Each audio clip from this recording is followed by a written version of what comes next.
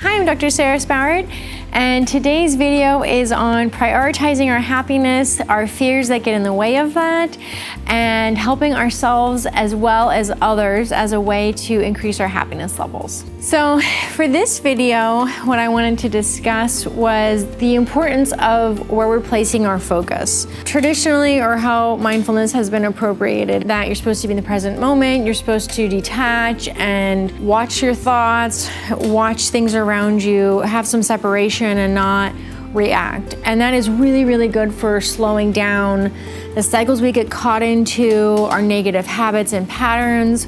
It's really good for the negative. But for the positive, you need to take it a step further and actually go from there to learning to place your focus on more of the positive and prioritizing. So what can happen is we have one bad thing happen in the day. That's what we talk about. That's what we focus on versus all the other things that went well. We oftentimes don't even think about things when they're going well. We just assume, oh, that's the way it should be. So appreciating things and the good things that you're noticing to help us to train ourselves to be more aware of the already existing positive will increase your happiness levels and your well-being. So one way you can do this is you can just rate every day, 1 to 10, 10 being the highest, 1 being the lowest. How happy are you feeling? How peaceful are you feeling? How loving are you feeling?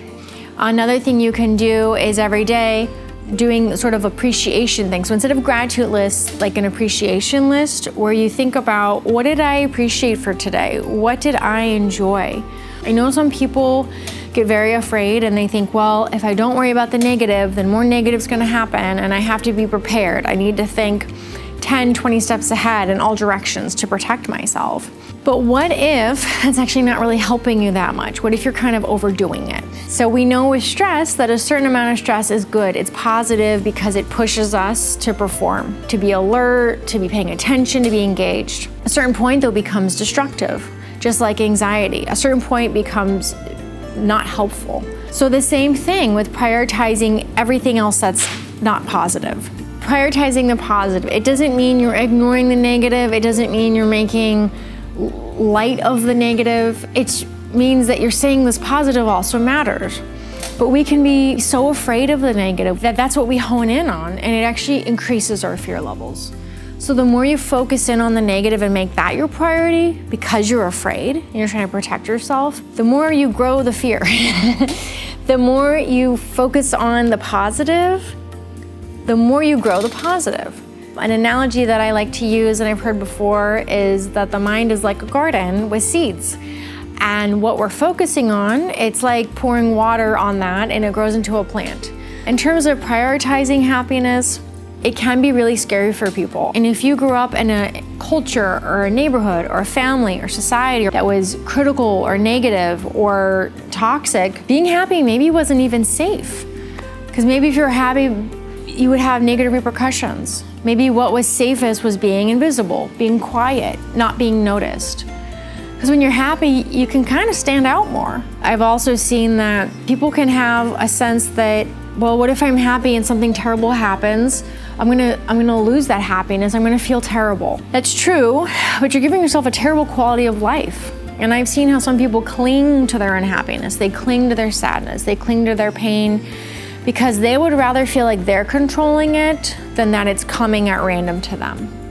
Because if they're the one making themselves unhappy, well, they're invincible. Nothing's gonna hurt them. That's not true. And actually, it's a false belief, and it can help for small things, but basically is a good way to make yourself an unhappy person. There can be another aspect of the ego that people feel like they will get less attention, they'll be less special, they'll get less help if they're happy, more people will want more from them. So when someone's unhappy and in a crisis or they're a victim, they get more attention, they get more resources, they get less responsibility, less accountability. But when you're happier, then maybe you feel more like there's more responsibility, more expected of you. It's like fear of success or something. Well, why not try something new and try, like a garden where you're watering seeds, try to be a little bit happier. Another component to this prioritization of happiness is not being overly focused on your happiness. I've heard it said before that you need to make sure you're good, and then you can help others. That's the most important thing. There's a balance, because if you become excessively self-focused, you're never gonna be good. There's always gonna be something that's a problem. And also you're setting up a pattern of thinking where you get stuck, you get trapped in this focus on yourself. We can be unhappy about anything. If you have the habit, the loop of looking for negativity, you will find problems with the dinner, you'll find problems with the waiter, you'll find problems with anything. It becomes a perspective on life. So helping others is actually a really great way of helping. It's a type of cycle interruption as well. It's a really great way of stopping the pattern of being too focused on yourself and getting out of your own way. And also it can help you to remember, maybe you're actually doing not that bad. Maybe other people are struggling more than you and other people need compassion. By helping others, it can help build up your own confidence and you can feel better about yourself. There are other people on another spectrum where they are totally focused on everyone else to the point where it's very destructive. That can also be a safety mechanism. That can also be definitely something that happens because you can feel safe that way. If I'm taking care of everyone, I'll be safe, I'll be okay. I don't have to think about my own bad feelings. I don't have to focus on stuff that's hurting me. So with this, your practice might be, in this case, taking more care of yourself. But again, it's that balance point. So when I say about helping others, it might be that the person you help is yourself. And that's not selfish. It depends on the situation. And that's the thing about taking a really good, if you can, humble, honest perspective of your situation. And so helping others, including helping yourself, is a way of breaking that cycle where you get sucked into things and you don't get out of them. So in summary, 3 takeaways from this are looking at your priorities. Are you prioritizing your happiness? The other thing was about helping others.